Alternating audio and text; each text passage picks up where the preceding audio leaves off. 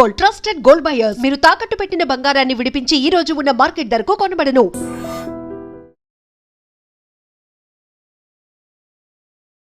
Hi hello నమస్తే, welcome back to our channel. నేను మీ వైషు.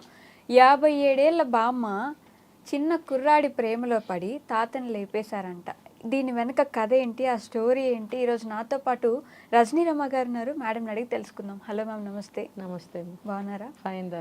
57 ఏళ్ల బామ్మ అంటే ఆల్మోస్ట్ వయసు అయిపోతుంది. చిన్న కుర్రాడితో ప్రేమ అంటే, అది కూడా తాతని లేపేసే అంత ప్రేమ అంటే అసలు ఏ స్టేజ్లో ఆవిడ మైండ్ ఉందని ఆలోచించాలి మ్యామ్. అవునవును.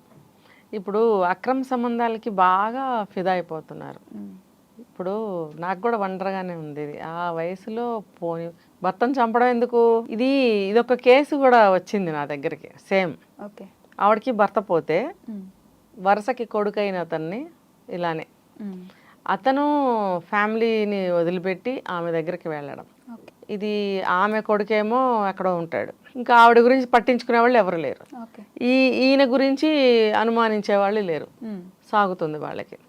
కానీ వన్ ఫైన్ డే వాళ్ళ సంసారాల్లో, వాళ్ళ జీవితాల్లో చిచ్చు రగులుతుంది.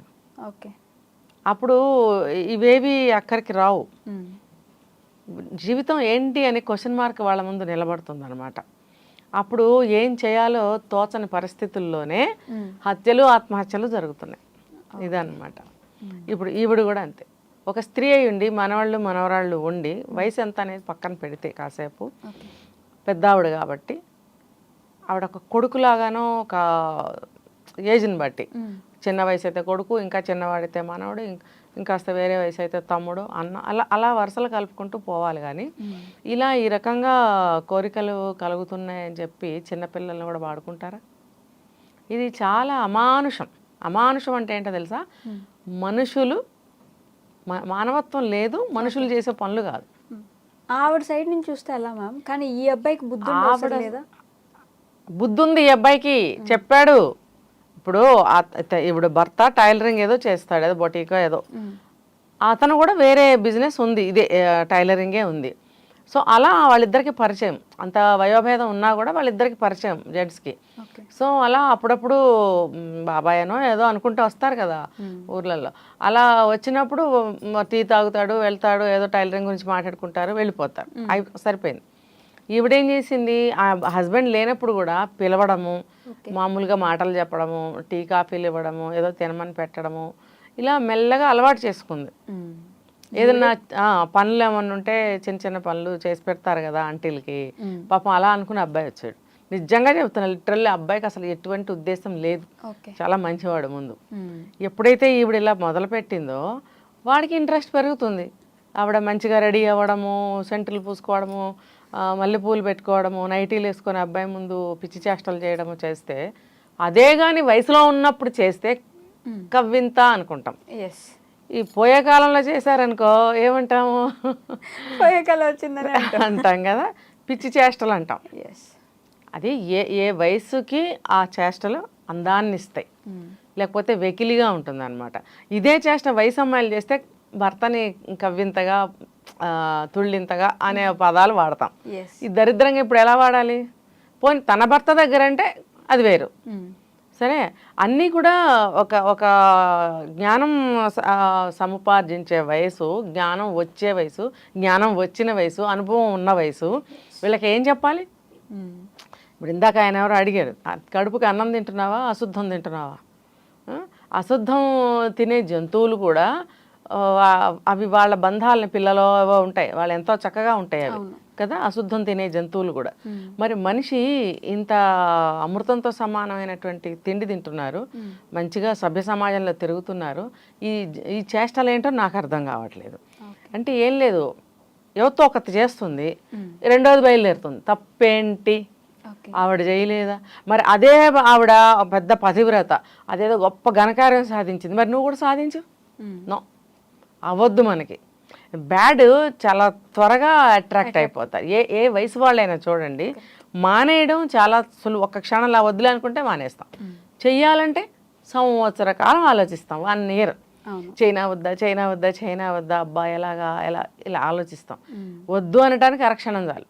అలాగే వీళ్ళు చెడుకైనా మంచికైనా ఏ వయసు వాళ్ళైనా ఇదే. ఇప్పుడు ఆవిడకి బుద్ధి పుట్టింది, పురుగు పుట్టింది, వెంటనే మొదలు పెట్టేసి అదే మంచి చేయమనండి ఆ వయసులో ఆవిడ్ని. ఒక మనవడిని సాకమనండి, లేకపోతే ఒక పూజ చేయమనండి, లేకపోతే ఎవరికైనా ఒక తగువు తీర్చి ఒక కాపురాన్ని నిలబెట్టమనండి, ఎంత బాగుంటుంది. అబ్బే ఇలాంటి వాళ్ళు ఏంటంటే స్త్రీ జాతికి అవమానం. ఓకే, కానీ ఇంట్లో వాళ్ళ గురించి అయినా ఆలోచించి ఉండొచ్చు కదా మా ఆవిడ. ఆలోచించరు. ఇద్దరు కూతుళ్ళు, ఇద్దరికి పెళ్ళిళ్ళు అయిపోయినాయి, మంచిగా సెటిల్ అయిపోయారు, వాళ్ళకి కూడా పిల్లలు, మనవాళ్ళు మనవరాళ్ళు కాస్తంత ఉన్నారని చెప్తున్నారు. అయితే ఏంటంటే ఒకటి, ఎప్పుడు చూసినా భర్త సినిమా హీరోలా కనిపించాలని కోరుకుంటారు ఆడవాళ్ళు, అందులో నో డౌట్. అంత మాత్రం చేత భర్త, నేను దీనికి ఇంకొక కొటేషన్ చెప్తా, భర్త ఎలా ఉన్నా సరే ఒక హీరోని వెతుక్కోమని చెప్తా నేను. ఓకే, వయసా ఉండదు, అందమా వయసుని బట్టి తగ్గుతూ వస్తుంది, ఉత్సాహం శరీరంలో ఫాస్ట్నెస్ అనేది ఏదైతే ఉంటుందో అది వయసుని బట్టి తగ్గుతుంది, ఆలోచనలు చాలా నిదానిస్తాయి. ఏది చేయాలన్నా ఒక సాత్వికంగా, ఒక పెద్దరికంగా, నిదానంగా ఆలోచించే మనస్తత్వానికి, స్థితికి చేరుకుంటారు. అతనికి 62 ఏళ్ళ వయసట. ఓకే, అలా ఉన్నప్పుడు అతను ఎందుకు ఒక హీరో కాకూడదు? అది మంచి లక్షణాలు ఉన్నాయి. ఇంకా కుటుంబం కోసం టైలరింగ్ చేస్తున్నాడు. మరి ఆవిడ గెటప్ చూసారా, ఎంత మంచి పట్టు చీర కట్టుకుని నగలు పెట్టుకుని బ్రహ్మాండంగా తయారైంది. ఇవన్నీ నీకు ఎవరిచ్చారు? భర్తే కదా ఇచ్చినప్పుడు. నీకేం లోటు చేస్తున్నాడు? నువ్వు స్వేచ్ఛాజీవి, పిల్లలకి పెళ్ళిళ్ళు అయిపోయి నీకు ఎటువంటి బాధ్యతలు లేవు, పిల్లలు వాళ్ళకు కూడా పిల్లలు పుట్టేశారు హాయిగా చక్కగా. నువ్వు కృష్ణారామ అని అనుకోవని నేను చెప్పలేను, ఎందుకంటే అది నీ మనస్తత్వాన్ని బట్టి నువ్వు అనుకోవాల్సిన వాడు. ఒకవేళ నువ్వు కృష్ణారామ అనుకోవడం నీకు ఇష్టం లేకపోతే ప్రశాంతంగా జీవించు, సంతోషంగా జీవించు, ఉన్న దాంట్లో నీ భర్తతో చక్కగా వేళకి మీరిద్దరూ అనుకోండి, తినండి, ఇద్దరు కలిసి ఎటన్నా వెళ్ళండి, సినిమాకి వెళ్ళొచ్చు, షికారుకి వెళ్ళొచ్చు, ట్రిప్కి వెళ్ళొచ్చు, బంధువులకి వెళ్ళొచ్చు, ఫంక్షన్కి వెళ్ళొచ్చు. ఇన్ని ఎంటర్టైన్మెంట్స్ నీకు ఉన్నప్పుడు వీటికి భర్త నీకు సరిపోడా? ఇంకా 62 ఇయర్స్ అంటే ఆయనకి పెద్ద ఏజ్ కూడా కాదు. సెక్సువల్గా కూడా అన్ని విధాల వాళ్ళు బాగానే ఉండుంటారు.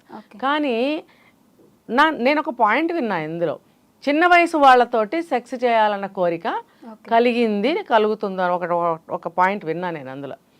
అంటే అది పోయేకాలం మాయరోగం అని అంటాను నేను. అది ఎందుకు రావాలి ఆ కోరిక? ఆలోచనలు తప్పుగా ఉన్నప్పుడే అలాంటివి వస్తాయి. అవతల వాడు ఏం కోరుకుంటాడు? నువ్వు ఇలా చిన్నవాడితో కావాలని నువ్వు కోరుకుంటా, ఆ చిన్నవాడు ఏం కోరుకుంటాడు? డాష్ డాష్ డాష్, బుద్ధి జ్ఞానం ఉన్నాడు, fill in the blanks. Okay, ఆ ఆలోచన ఎందుకు చేయరు? ఎంతసేపు వాళ్ళ వైపే ఆలోచించుకుంటారు. ఎలా అయినా సరే ఈవిడ ఇలా అట్రాక్ట్ చేసింది కాబట్టి, ఎంతైనా మగాడు కాబట్టి అతను కూడా బోర్లా పడ్డాడు, అవసరం తీరుతుంది కదా. ఆవిడకి అంత ఇంట్రెస్ట్ ఉన్నప్పుడు ఆ అబ్బాయికి మాత్రం ప్రాబ్లం ఏముంది? కమిట్ అయ్యాడు, భర్త గమనించాడు, గమనించినప్పుడు అనుమానం వస్తుంది, కనిపెడుతున్నాడు, మొత్తానికి ఈవిడికి వచ్చేసింది, లేపేయాలి. అప్పుడు అడ్డమైపోతారు కదా.